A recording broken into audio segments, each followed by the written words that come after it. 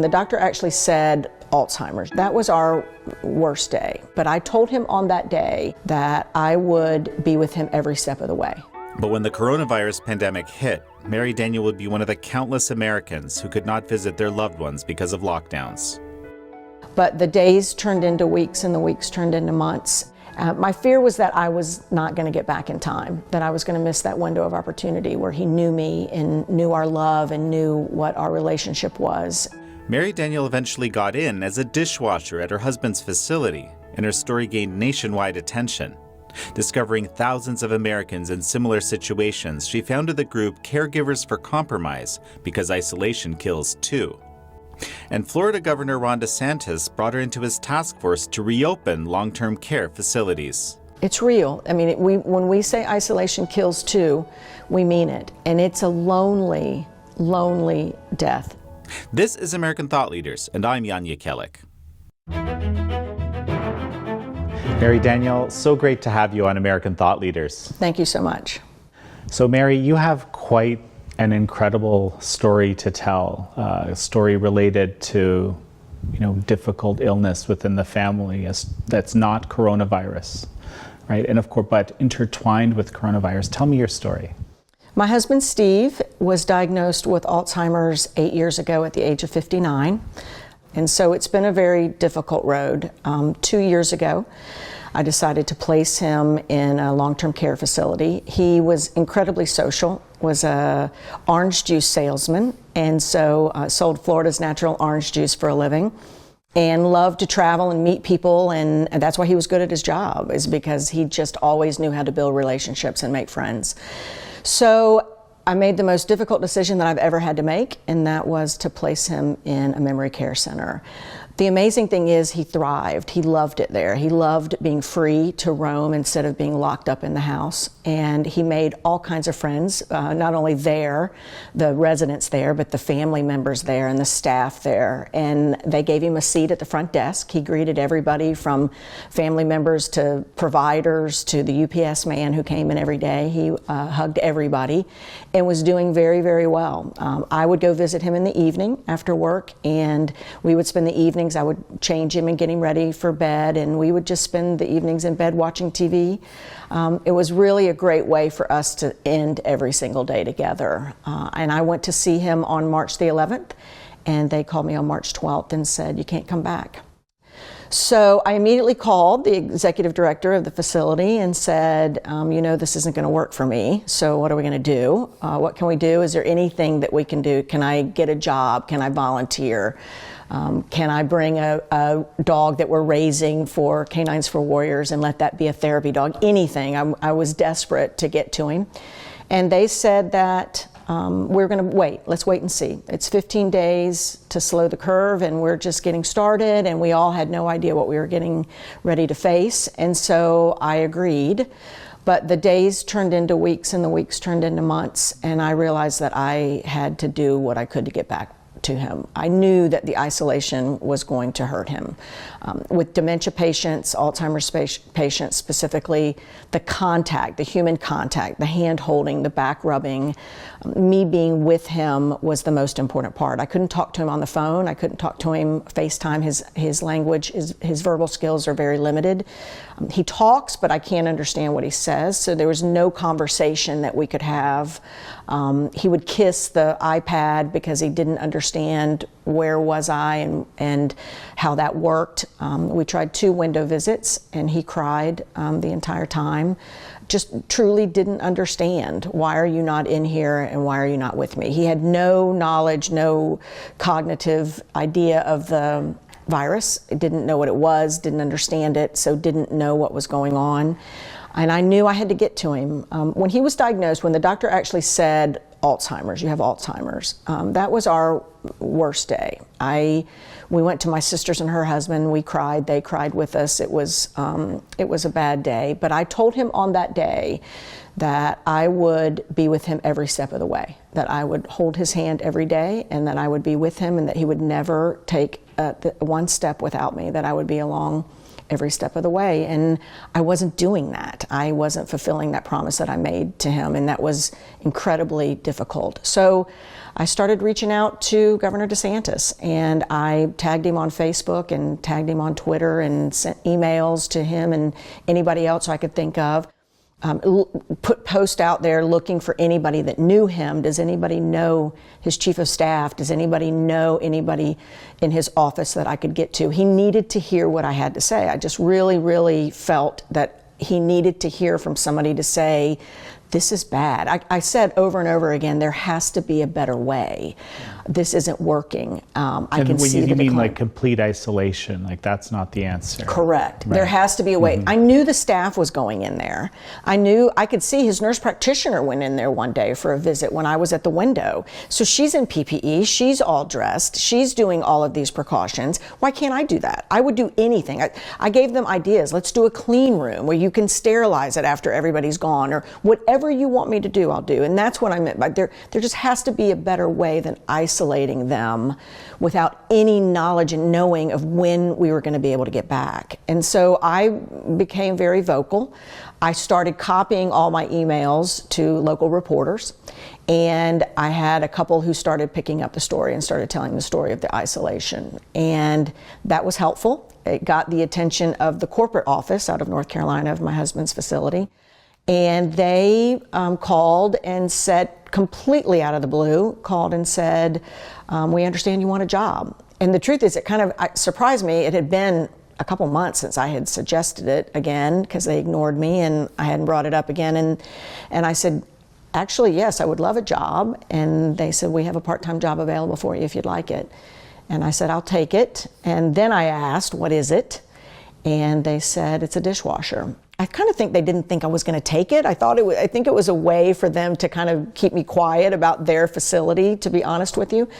But I did. I said, dishwashing it is. I'll be a dishwasher. So I had to go through quite a bit of training. Who knew that dishwashers had to do 20 hours worth of video work on hazardous waste disposal and food sanitizing and PPE and all of these things. I had to do a background check, of course, a COVID test, a TB test, fingerprints.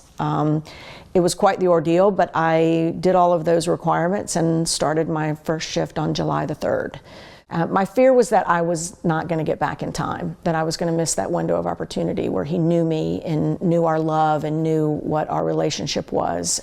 So after 114 days and a 5-hour shift of dishwashing, I went to his room, and his back was to me when I walked in the door.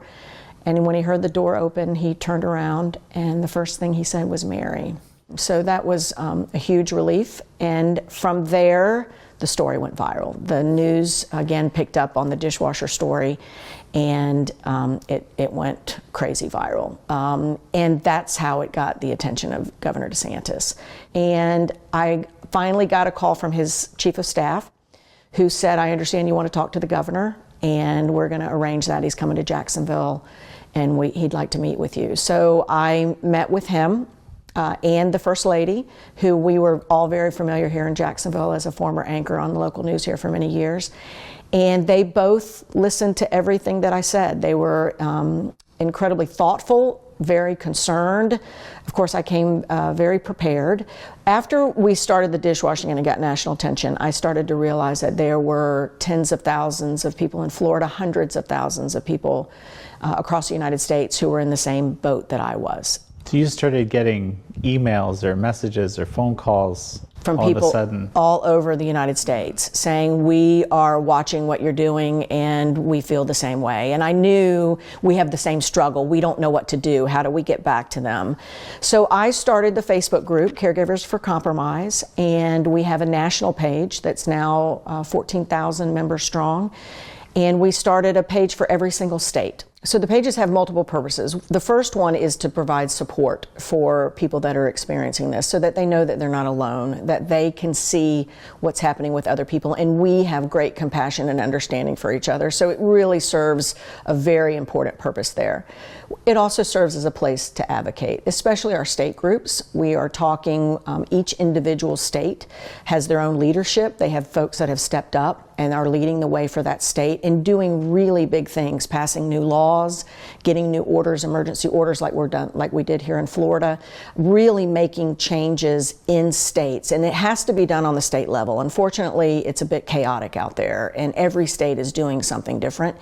I have been fortunate to be in the state of Florida because as the leader of this group and of this Facebook pages, Governor DeSantis has absolutely, without question, led the way in how to do this right and getting us back to our loved ones. So after our conversation, we walked out to a press conference, and he announced the opening or the establishment of a long-term care task force for reopening facilities in Florida, and named me, gave me a seat at that table with a lot of the big people, the industry, the nursing home industry people. The Surgeon General of the state of Florida was there, the gentleman in charge of elder affairs for the state of Florida, the head of ACA was there. So it really was pretty amazing that I'm sitting with these people getting to have a voice, and it worked.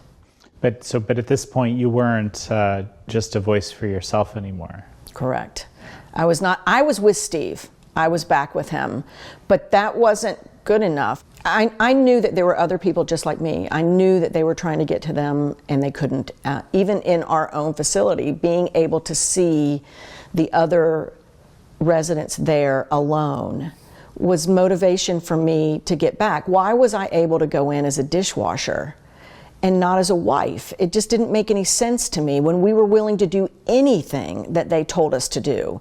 That one night, right in the middle, I had just worked a couple days, and literally I was sitting up there at my desk for 2 o'clock in the morning getting these Facebook pages set up, and it was a bit overwhelming. I describe it as I was a little weepy, and I was talking to a friend who was helping me on the phone, and she said to me, "Mary, God has placed you here for a reason." And I'll never forget it. I have worked my whole life. I'm a patient advocate by trade. I'm actually a board certified patient advocate. Believe it or not, there is something like that. I specialize in medical billing in my company, and so we help people with their medical bills. But after 30 years of managing medical practices, I know the system, and I know, how it works. And I know that you can push back and say, "Come on, you guys, that doesn't make any sense. We can do better than that." And I was just sort of the right person for the job at the time, whether that be the advocate to speak up for everybody and do Caregivers for Compromise, or, the dishwashing job. But it really was amazing. Once that first press conference happened, was named to this task force, and I got to really sit at the table with some of these big boys who were worried about liability. They didn't want people back in. Certainly my biggest foe, I should say, would be the Surgeon General. He didn't want us to have touching. He didn't want us to be able to hug. And that was a deal breaker for me. And I told them that. At one point saying, I'm not going to negotiate on that. There's no way that I can't hug him when I go in there to wash dishes. At one point in one of the very first press conference, Secretary Perdone was the elder affairs guy. And he starts telling the story, he's British, and he starts telling the story of the cats, the electronic cats, and that you can give people, and it provides them with a pet, and the beauty of iPads, that they've furnished iPads to all these different facilities. And then he brings out, God love him, he brings out this piece of paper that's a strip of paper, and it's got 2 little paper hands on it. So it looks like a yardstick with 2 little paper hands on it. And he starts telling the story that this is his niece from England sent this to him as a virtual hug.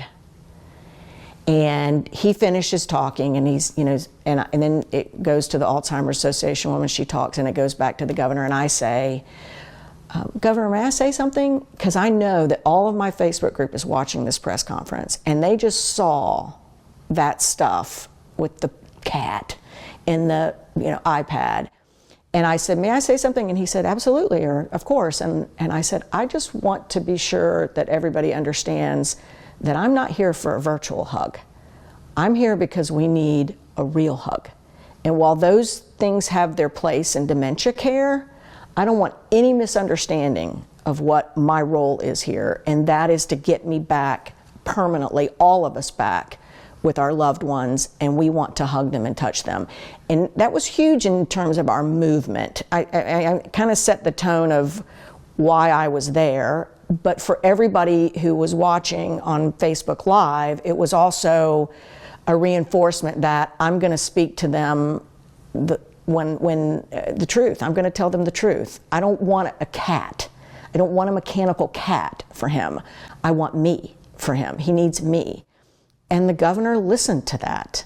So after that first meeting, we all met. We had a number of different meetings, and the last one was the Surgeon General saying he didn't like that idea, and but agreeing, saying I will put an asterisk on it and say we may need to revisit this, but let's see what happens. So it went to the governor, and he agreed with all of it, held another press conference, went back to the same place and got to meet with him again. Again, incredibly honest and caring with what I had to say and wanting me to be a part of this group. September 1st, our new order went into effect. I was incredibly pleased with the rollout, with the new order. And I thought that was it. I thought, okay, we're in, everything is great. And within 24 hours, I called my own facility and I said, okay, you're going to let everybody know, right? We're opening the doors. And I was told no, that they had just gotten off the phone with their association, the association that my facility is a member of, whose president was on the task force with me, who just the day before told me that if any facilities, if you hear of any facilities that are our facilities that are not opening up, you just call me and let me know. Well, the president of my facility, of the state facilities, calls me and says, well, I just talked to her and she told us we didn't have to follow these rules. And I said, really? Because that's not what she told me yesterday. And as the person on the task force, you would think she would be telling her organization that they needed to follow the rules. So we decided to get her on the phone, with the three of us, and had a conversation with her, and she backpedaled big time with me on the phone. So we ran into conflicts where even somebody on the task force who agreed to this is not telling their membership that they need to comply. So it became incredibly difficult. AHCA, the head of the task force, was Mary Mayhew, the head of the secretary of AHCA, which is the Agency for Healthcare Administration, who regulates all of these facilities in the state of Florida. And I did have her backing, and she was very much a supporter of touch. Honestly, and I don't know this for a fact, but I believe that came as a directive from the governor. She knew that that's what the governor wanted, and she was absolutely by my side on pushing for that throughout the entire process. So I continued to be very vocal, and not only with the governor, his office, with Shane Strum, his chief of staff, who was very receptive to me. I had his cell phone number, I had his email address, but also Jared Moskowitz, who is in charge of the emergency division here in the state of Florida. It has been an overwhelming job for him. I am really impressed with the work that he has done. He has been very receptive to me. I don't know that I've ever reached out to him that he did not respond to me. So it's really been impressive, even as I've run into different things that I've not been overly happy with. I'll tell you, we had a new order come out in November that said we could bring our loved ones home. And AHCA, who had been very good at enforcing the first order in September, if we had a problem, we called them, they would call the facility, they would get involved. They didn't do that on the second order, and it was really disappointing. So we had many people who wanted to bring their loved ones home for Thanksgiving or Christmas, had told them that they would be able to come home for Thanksgiving or Christmas because that's what the order said. But every time we had places where all the facilities were telling us, AHCA says we don't have to do that. They say we can do whatever we want, we can make all our own rules, and they were. And we all felt lost. How do you go in and fight for something and show them this piece of paper when they laugh at you and they say, AHCA says we can do whatever we want? And they're telling me, we've got places telling them, you better quit complaining. If you quit complaining, we'll kick them out. So you have people that are afraid. They're afraid of retribution against their loved one by these facilities. And I've said, listen, my husband's not staying anywhere that I'm afraid for his care. Ever. That's not going to happen. Now, that's cutting my nose off to spite my face, because it's going to be a big problem having to find him somewhere else. I got to move him. I got to move all the furniture. I got to get him acclimated. I mean, it would be a huge ordeal to do, but there is no way I'm leaving him somewhere where I think someone is going to be ugly to him or mean to him or not treat him like he's supposed to because I'm trying so hard to get to him. That's not the way this needs to work. It happens every day in this industry, every day. A lot of it is power. They don't want us in telling them what to do and what not to do. They kind of like it the way it is. And these folks have not been cared for the way that they should.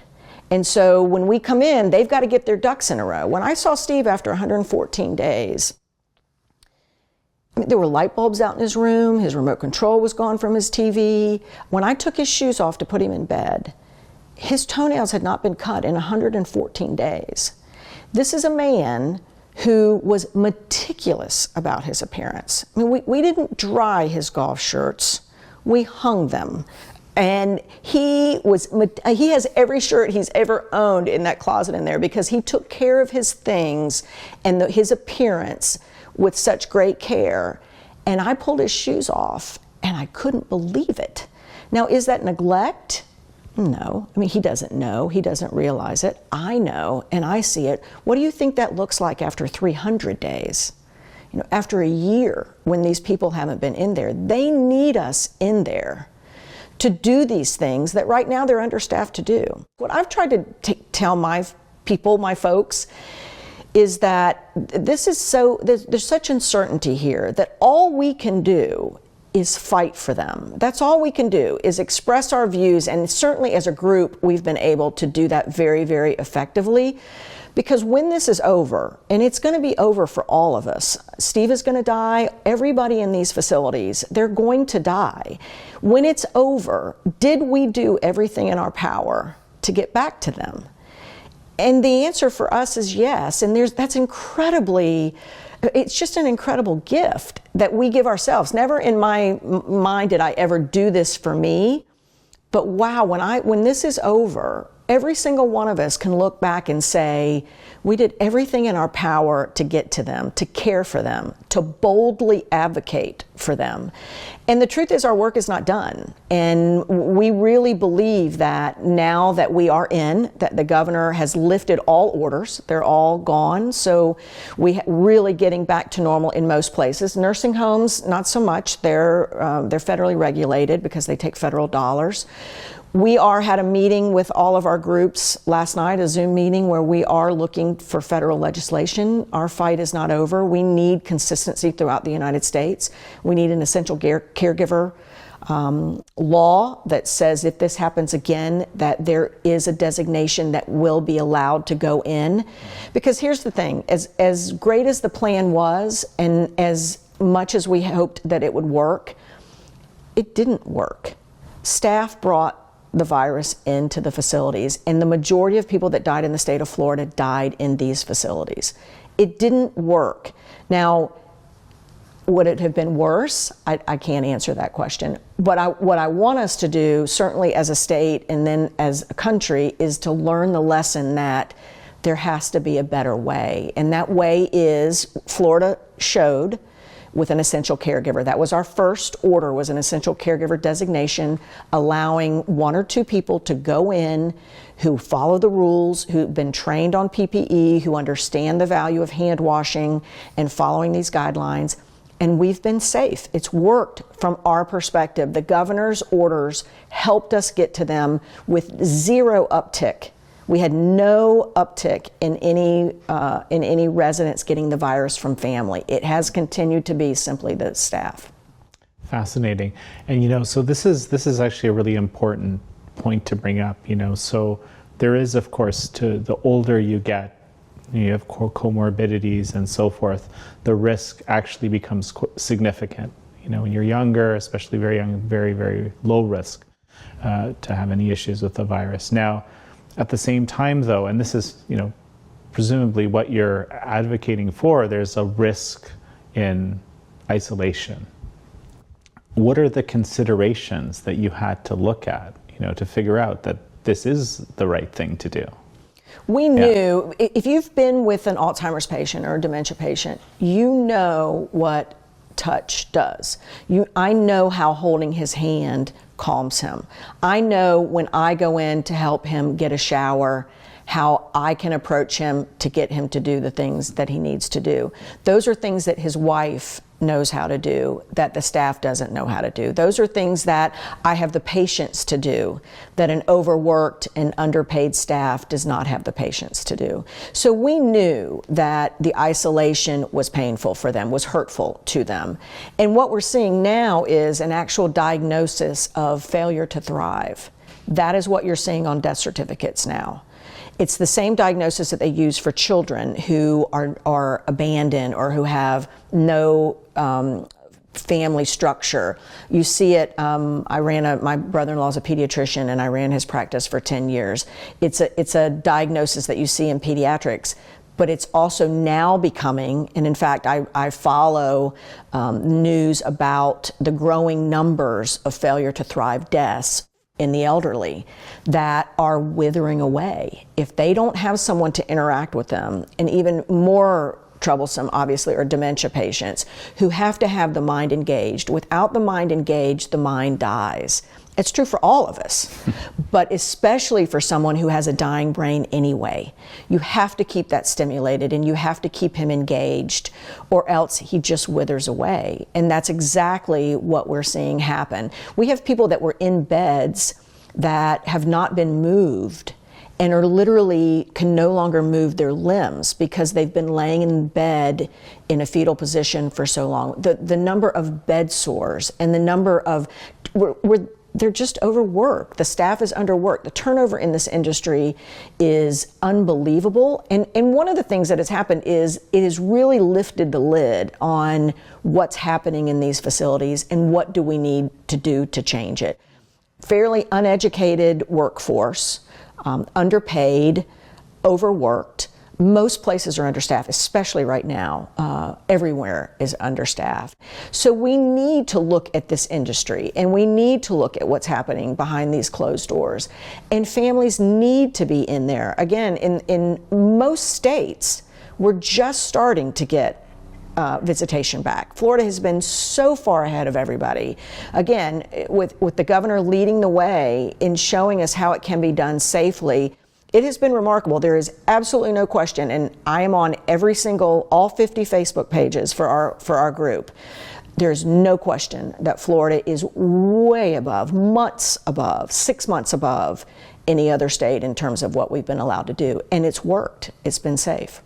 Fascinating. And so, you were saying the right person at the right time, right?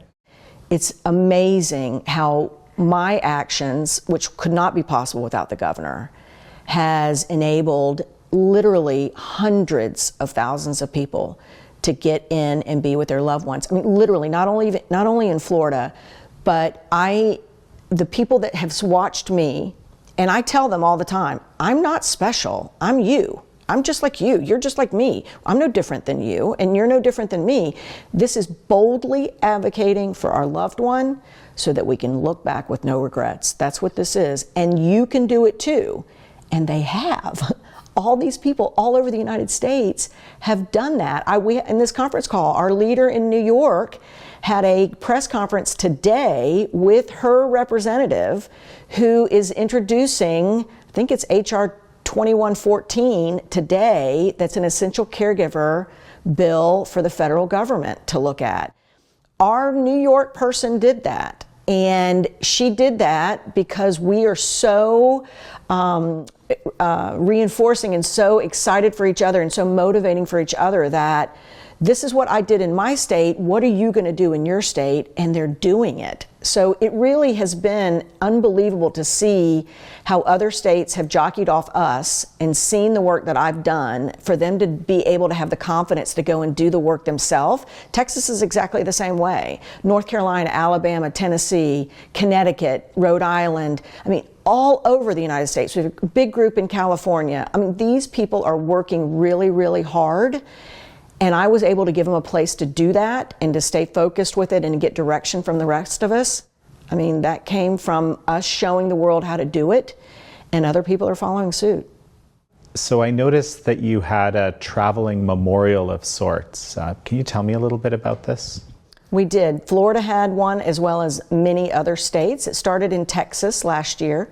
And as we were getting close to the 1-year anniversary, we as a national organization really put together quite a few activities, from letter writing campaigns to email, social media campaigns, to get the attention of a lot of our elected officials and remind them that we are still out here and still isolated. Many of our loved ones are still isolated. So we took the part of our membership, we took a part of our page name that says Isolation Kills Too, and we put them on these traveling signs. In Florida, for example, we had 300 signs. I hand wrote the names of 300 people on those signs that were submitted through our Facebook group. And these were people that had either passed away in isolation or who were still in facilities, not able to leave the facility. We were able to go in, but we took them. They were here, for example, for the state of Florida. They were here in Jacksonville. I actually contacted Shane Strum at the governor's office and asked him if he would help me find a place to put them in Tallahassee.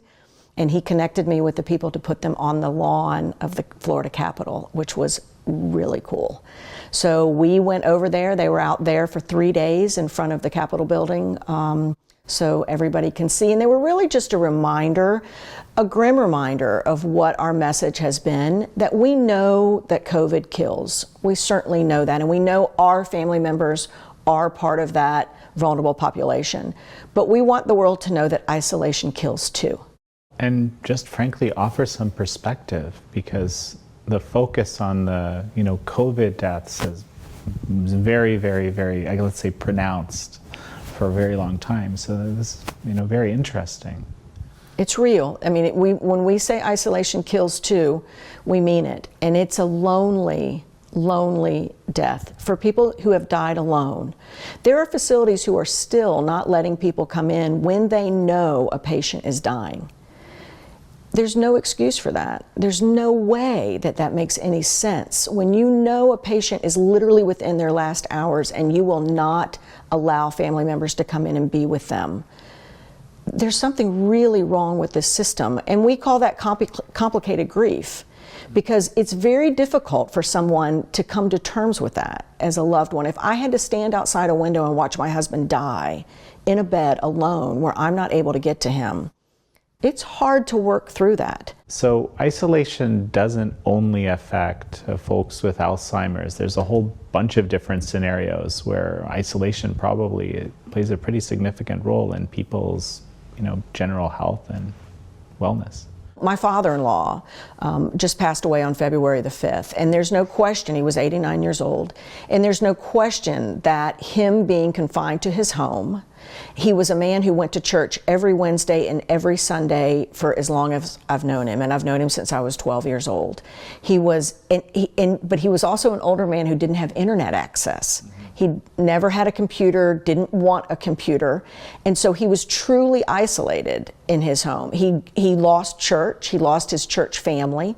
He couldn't even watch it on Facebook Live or anything like that because he didn't have it and refused to get the technology that he could, so he could take a part of it. And there's no question in my mind that played a role in his decline, being by himself, being a man who didn't want to take help from other people, but all of a sudden who was completely isolated from the rest of the world. So that there are millions of people just like that all across the United States, especially who don't have family. I was able to be there with him, although he was very skeptical at first, of just the fear of not knowing and wanting to be very careful. But for people who are truly isolated, may not be around a lot of family members, there are so many different scenarios, whether it is the elderly or even the kids just at school who are not being able to socialize. We are human beings that crave touch and interaction with each other. And this has been, I think, incredibly difficult, and who knows what the consequences are going to be, as we get through this. One of my hopes is through all of this, and again, I go back to the governor, because seeing how he and Jared Moskowitz have worked together from both the Republican and the Democratic side, as a citizen, I'm concerned that we can't get to the truth, that we don't know what the truth is. So let's look at what's happened to our different populations, to my husband and the populations inside these facilities, to our school children, to the elderly that have been isolated at home. Are we going to be able to truly look at these and see and learn so that we don't make the mistakes that we made before? And I'm afraid in the climate that we have, the political climate that we have, that we're not going to be able to do that, which is incredibly sad. And for somebody like me, you know, you have this doom and gloom feeling of, if we're not going to be able to work together and to come to some agreement on the pros and cons of this and what's right and what's wrong and what should we do next time and what should we not do next time, because all they want to do is argue with each other, then we are in trouble as a nation. And I look to Governor DeSantis and I look to Jared Moskowitz as leaders to show how two different people who come from two different backgrounds politically can come together and be very successful and support each other in what they're doing, knowing that it absolutely is the best thing to do. I would love to see that relationship, their relationship, be a model for other people. We need the truth. And we need to know, and I'm worried that we're not going to be able to get there. Certainly, as someone who's 58 years old, I worry about, you know, my stepchildren and my nieces and nephews and my families, of what is life going to be like with them when the truth doesn't matter. And we need hope. I would certainly like to have hope for the future. I don't think you're going to be backing down anytime soon, though. No, we got a lot of work to do. Mary Daniels, such a pleasure to have you on. Thank you so much.